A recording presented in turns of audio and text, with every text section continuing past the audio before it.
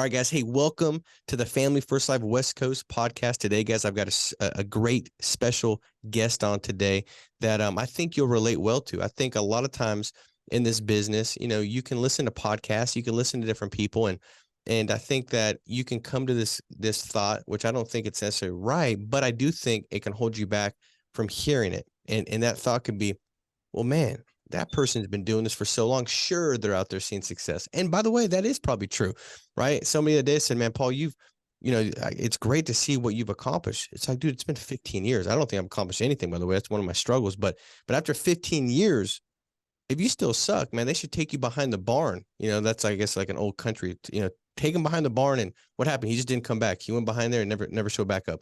That's what they should do, because after that many years, you've got to be able to go out there and see success. And so, but today, guys, I've got somebody that's been, with us for not a very long time, but she's out there now helping 20 plus families. I'm really confident that, when she says she's going to go out there and help 30, 40 families, I can see it. I spoke to her the other day and I'm like, I can see that. And she's got a lot of good things going on. And I'm really excited for her to share with you guys today. So with that said, I want to introduce and welcome Afro on the call today. Hello, everyone. Thank you for having me, Paul. Well, it's good to have you on. All right. Well, I want everybody to get to know you a little bit. For one, just so he knows, and you got a name that, your title of your name is there, so they know that your name's not Afro. I call you Afro, but it's Aphroditi.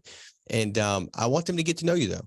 Talk a little bit about, like, what did you do prior to Family First Life? And let's kind of start there, your background. Okay. So I was working for a bank for about 6.5 years. And at the same time, I was going to nursing school. That's my background. So banking and nursing school. Correct. Did you ever go into nursing, or were you just currently in the education process? Yes. So I did my internships. I was in hospice care. I graduated the January of 2020. So the middle of the pandemic, literally. And I kind of saw the worst of it. So. Got it. So what you kind of thought it was going to be when you probably entered into that career, that schooling, right, to go out and pursue that, you found out it wasn't exactly what you thought it was. Is that kind of? Yeah, I have I'm very kind, and I get very attached to my patients, and seeing them, getting attached to them for months and then having them die was very difficult. So that was my biggest thing. Got it. Now, were you looking for an opportunity, because you're in banking and then you were going through the internship with that? Were you kind of open-minded, like looking for something, or were you actively looking for something, or just where were you at with that? No, I was fully invested into nursing, to be completely honest with you. I was passing my exams, doing my internships, and yeah, I was working at the bank, and I had joined a couple of Zooms because of one of my clients used to work for Family First Life. And I just had someone in my life at that time that was doing life insurance. So I kind of followed, and I ended up just going with Family First Life rather than the company that they were with. So it was kind of brought to your attention. It wasn't something that you were seeking. No. Kind of like take a look at this opportunity. And when you saw it, what attracted you to the opportunity? Well, it was, first of all, the comp, and that everyone was very independent. I was working 9 to 5, and at the bank, I was going to work at 7:45 in the morning, running meetings, and leaving the bank at 6:30 at night. And I remember I used to just look out of the window and watch my car outside and just hope for 6:30 to come so I could leave. And I hated that feeling. So just knowing that I had my own ability, being able to build my own schedule. I'm also very invested into my nephew. I raised him for a while, so I wanted to make sure that I had the ability to be there for him. So that was one of my things too.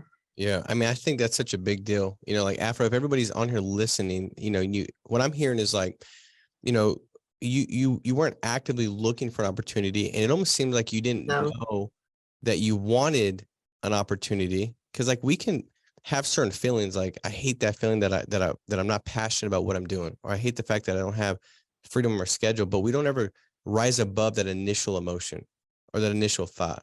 We just kind of have it, and then we just stay stuck doing what we're doing, right? And then I think that's why it's so important for us to go out there and share the opportunity with people and not prejudge, because there was probably nothing about how you held yourself or the your conversations with people that would get anybody to think like, oh, she's really looking for something. There was probably nothing that would have gave somebody that kind of inclination, right? But for somebody just to say, hey, take a look at this opportunity. Maybe this is something that you'd be a good fit with, and not prejudge and understand that our job to really serve people and give people an opportunity is not to go out there and have great success today if you're brand new. It's just, do you care enough about somebody to just share it? Because you don't know who's out there that's like you, Afro, that's like in this kind of quiet desperation of like, they don't really know that they're not in a good spot or not happy or fulfilled. But when it's presented and then you say, wow, I would love to have more freedom in my schedule. Man, I would love to know that sounds good. And then all of a sudden they start being more aware and cognizant of like, man, I am really not in a great spot. And this might give me what I'm looking for. And I just think that that's such a great way you articulated really how most people probably look at this business and why it's so important to warm market recruit and to share the opportunity and send DMs on social media, because you just don't know. You just don't know. But the people that are the best are like you, Afro, that are not filling out resumes saying, I got to get out of here. They're just kind of going through the motions and trying to do the best of what they've got their hands on. They're the ones that actually have the best ability to go out there and see success. And so I absolutely love that. Afro, how would you describe your start with Family First Life? My start was interesting. I was in a very interesting position when I first started, honestly. It was a little crazy. I had just gone through a crazy breakup. I had actually just moved over states, kind of lost everything. So my main focus was to pass my exam and get started. As soon as I got licensed, I went to the convention. I hadn't even been contracted yet. Hillary helped me get contracted in Miami. Actually, it was intense. But yeah, I just went to the convention and I paid attention. I took a lot of notes. And I was like, all right, this is what I need to do. I kind of put a list together of what I needed to change in my life, my activities, my discipline, and what I needed to do to start. So I kind of just plugged into an office and went from there, honestly. So, and I didn't know none of that. Like, you're at convention, that's where you kind of put together the roadmap for the year, like for your start, really your launch. Do Yeah. you think that if you miss convention, that it would look a lot different now than it does? I don't even think I would be fully invested if I hadn't gone to the convention, honestly. The convention changed my life, to be completely honest. Why do you think that is? Like, what happened? Did they like throw like pixie dust on you? Like, come over here. No, I Yeah. was in a very emotional state in my life because of everything that had happened. So all the speakers, and honestly, even Pastor Matthew, he was very motivational, and I already knew I needed to focus, change my life, and I already knew I wanted a new career. I was already over nursing, to be honest with you. It was exhausting, and there's a lot of things that I had to change, like small things like drinking water, waking up at a certain time, don't hang out with certain people, don't entertain certain, you know, people in your life, to just be a little bit more disciplined and more self-aware. I love that. So the convention really kind of laid the foundation for you to build what you built in 2022. And I think that's important for everybody to not just like overlook that, because there's somebody on here that, they know it's important to go, right? But there's an obstacle. Maybe it's like, man, I'm just getting started and the finances are tight. Or maybe it's I got to figure out a babysitter situation. I mean, because these are, I guess, obstacles that I could think of for myself personally. My first conference, it was like, I have 2 nickels. Like, how do you rub those together and create more? Like, can they have babies? Like, I didn't have no money, right? In fact, the funny thing is, I was talking to an agent about this, and I said, I got to ask my mom this because I've never asked her. But like, to go to my first convention, I sold my snowboard. I mean, I was 19 and like, that was my deal. Like, I loved snowboarding. So it was a big deal. Like, there was sacrifice. So I sold my snowboard. And then my mom, now this is at a prior company where the conference ticket costs like $700 to go. And then you still had to get your plane ticket. It wasn't free, like we're the only, company that has a free event like that. And it's going to cost like $7+ million. Like, it's definitely not free by not even close to being free. But and then my mom gave me some money. And I got to ask her, like, Mom, where did you get the money from? I don't know what she did to come up with this, because my mom's on disability, very low income, and I pay for all her bills now. Praise God that I'm able to do it. But I never thought, like, how did she have? Because she was like, here, she's believed in me and gave me a couple $100, right? And so, I think there's people that are holding on to those excuses, and you call them what you want to call them. Maybe it's a reason or whatever. But what would you tell that person that is kind of got these obstacles in front of them? Like, how would you? What would that conversation be to kind of get them to understand that this is really life or death for their business to get there? Well, like you talked about sacrifices. I feel like if it came down to a different event per se, like starting your business or having to pay rent, one way or another, you would figure it out. So even if it takes, I don't know, maybe working an extra 3 hours or even door knocking on a Saturday, which typically you wouldn't do, that could be the extra few $100s for your ticket to go to the convention. And some people don't want to door knock or don't want to work on a Saturday or Sunday, maybe make that extra sacrifice. Yeah, I agree. I mean, I think to take it extreme, because I like going extreme sometimes. Like if you have two kidneys, I think you only need one, is what I've heard. Is that true? Yes, it is. So You I mean, can. I don't know what a kidney goes for nowadays, but you got something to sell, man. Like you got to get there. It's everything for you. So, um, the funny thing is, and this is not funny, but it shows commitment. And when I think of these people, I can give you their names, but every one of them has seen great success. There has been, and this is at the prior company, because you had to pay for these tickets were expensive, right? $700 to get there. That would pawn their wedding ring, get there, and then get their business going and get it back. Like that. How do you not see success if you're willing to sacrifice that much and show yourself that I'm that committed? I love what James Clear says. He says, like, every decision you make is casting a vote for who you see yourself to be, right? And that one vote is going to determine your identity and how you hold yourself.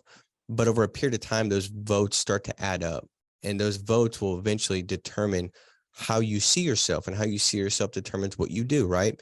And so every time you can take a look at every little choice. That's why, like, everything matters or nothing matters, right? Everything matters. And so all these little things make a difference. And so as you go into conference, the person I think that has more stacked against them but yet goes and gets there, I just think they have a better chance of seeing success, because they leave with this massive vote that's casted that says, man, I'm committed. Like, I'm serious about this. I'm going to do what it takes. And I think that can lead into so many different areas of the choices they'll make in this business to really let that happen and come to pass. And so I think it's a big deal. Afro, if you're going back to day one, and you're talking to yourself, right? So if we had the benefit of doing that, and you said, okay, I've got the experience now of what has it been, a year? I guess it's been right about a year, right? I actually didn't start until July, almost end of July. Okay, so only 6, 7 months. Yes, So if full we time. if we look at the last 6 months, all the stuff that you kind of learned and evolved through, and you're going back to day one, and you're giving yourself advice, like, and you got to tell yourself, like, hey, do this quicker, or don't do this at all, or what you think is really isn't. So don't let that hold you back, or what you think isn't is. Make sure to what would your advice be to day one?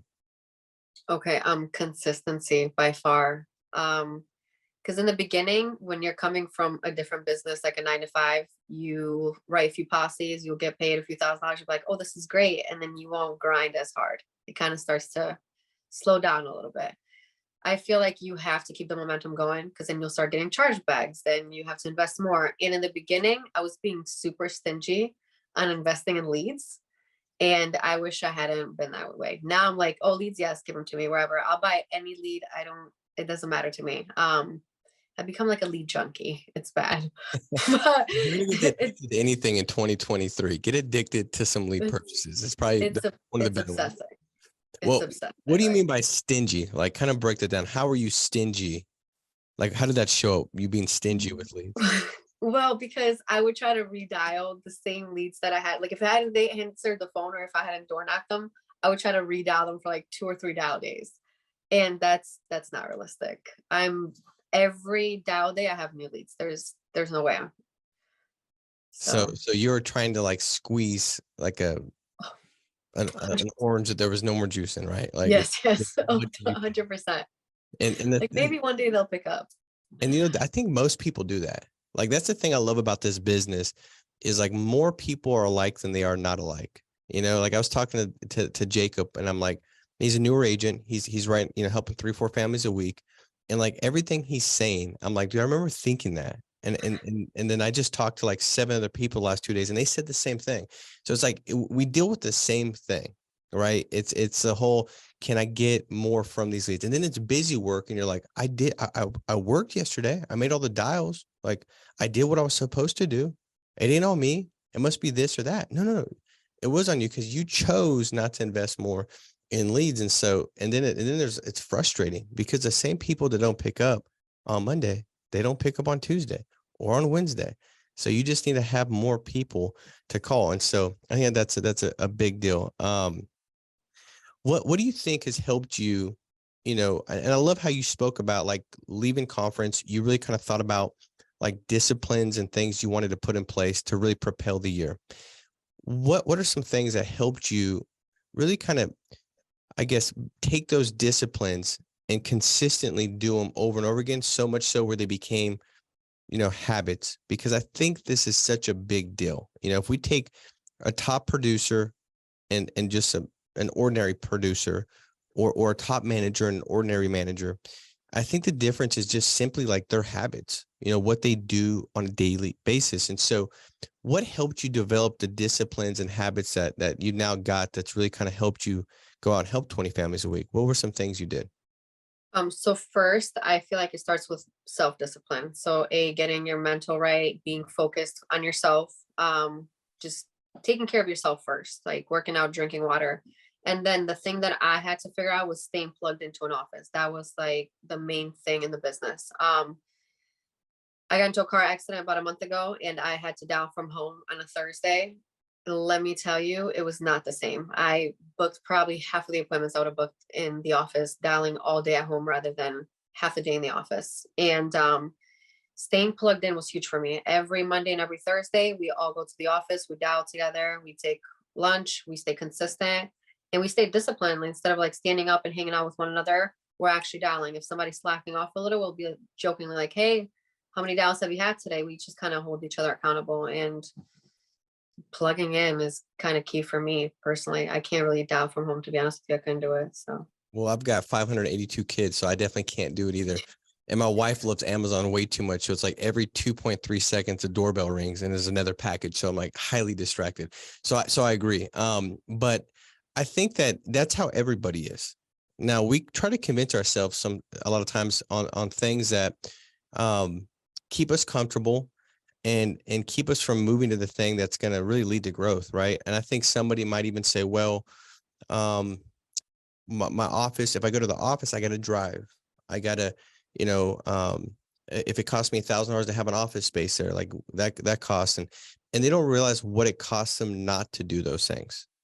And I think that's a big thing for everybody on here is just ask yourself, whatever you're holding on to, that's the excuse or reason for you not to do whatever you hear repeatedly on these podcasts. What is it costing you to not do it? Like, what does it cost you to stay home? Like for you, after you said you booked half the amount of appointments, well, then that's not just like a statement, that's a number of revenue. Because then we can break down and say, well, how many appointments do you book normally? Is it 15? What do you normally book in a day, on a dial day? for the next 2 days, I personally shoot for 18 to like 22. Okay. So, and do you usually hit like 20 on a dial day? Yeah. Okay. So 20 appointments, right? And then if you book 20, how many do you sit with usually? Like 11. 11. Okay. And then if you sit with 11, how many do you help?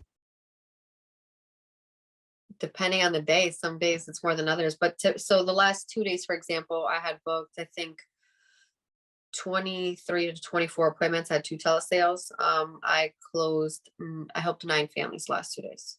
Okay. So, but if you look at, there's a ratio. So if you book 20 and you usually sit with 11 and maybe you help 8, like that would be your ratio. So if you book half the amount of appointments, then that means you would have helped half the amount of families. So if you helped 8, now you help 4. So what did that cost you? If the average client is paying $88 a month and that's $1,000 in premium, and you're just at 100% commission, that's $1,000. It cost you $4,000 in There that we go. one dial day, and so, but that's how we got to look at it, and that way we can have the right perspective that causes us to move our feet forward in the direction that we need to go. And so I think that's such a big deal. So the office has really helped you, and it sounds like it's fun too. Like you guys will mess with each other We stay together. disciplined, stay consistent, absolutely. So we'll help each other out. We'll check how many appointments one another has. We typically all eat lunch together, which is really cool. We'll talk about how many appointments we have. We'll check up on another. So we're a cool team. I love that, and I think that most offices probably look like that. And you want to enjoy this. It's kind of like if like Afro, me and Andrew would always make this like a game. Like we try to figure out ways to have fun, just because you're selling insurance and it can get pretty monotonous sometimes, right? Yeah. And but if you can have fun with it, it just changes it. So we do little competitions like, hey, dude, I bet you I could book more appointments the next hour than you. Whoever books the most, we gotta buy lunch, or I gotta send you $50. Like we just do little things like that, and we just make it fun. Well, that only can happen in an office environment. You know what I mean? Like that's the only place it can happen. But when it's fun, it changes everything. It's like, think about it. When something becomes fun, you put more attention into it, more focus into it. You give it more of your all when it's a game. I mean, I've watched some dudes, that they'll put like a reel on their Instagram of them playing like, what is it? Was it Fortnite or something? I don't play any games. Is it Fortnite? I'm I like, think so. that dude, if he could be that committed and focused to his business or anything, it'd probably produce some fruit. He's like in it, like having a blast, like 100% focused, like, and it's because it's fun. And so if you can make this thing fun, then typically you're going to actually go out there and probably perform better, right? So I I love agree. that. All right. So anything else that's helped you believe develop these disciplines that have really kind of helped you get to this 20 plus families a month? Just plugging in and honestly staying consistent. So like if I get a no-show, instead of kind of sitting in my car wondering what I'm gonna do, I door knock. So I stole Marissa Maggio's system. She has like 5 door knocks for each lead appointment that she has. So if I get no-showed, I'll have like 5 door knocks in that area that I can do really quickly. Um, I really enjoy door knocking. I had 6 appointments booked for tomorrow already today on dial day because I door knocked yesterday. So that makes a difference. Door knocking makes a huge difference. Plus, if no one answers their phone and you show up at their door genuinely with a form, I mean, some are gonna be like, no, I don't want it. But most of the time people are like, oh yeah, I just never answer my phone. And I watch your podcast over and over about door knocking. I can tell you that podcast word for word. And that's what motivated me to door knock on, obviously, honestly. Like, Awesome. Well, I think um, like think about this. So when did you start with that system that Marisa has of every no show you door knock 5? the last couple of months, honestly, it's All been right. pretty recent. How many families do you think, and I know you might not have the numbers, but if you had to guess, like how many families do you believe you've helped from door knocking, whether that was right there on the spot or you went back the next day or whatever, and you ended up helping them that you normally wouldn't have? Probably about 20%. So 20% of the 20 families you're helping each month. Is off of door knocking. Okay. So think about that. Like that one little system, what that's led to as far as families served and how much money you made. 4 families additional a month. That's what people invest in their leads. Like that almost covers your whole lead investment every month just from what's produced from the door knocks. And so for anybody on here that's like, what's my big takeaway from this? If you're not doing that, that's a great takeaway, right? And I think that that's also a great thing to analyze and reflect upon is to, ask yourself, like, when this happens, what do you typically do? Like if you get your butt kicked on the phones for an hour or two, what do you do? So usually, Paul, I'll go, you know, um, go on Instagram and just kind of relax or whatever. I'll go watch ESPN, whatever it is. Like when this happens, what do you do?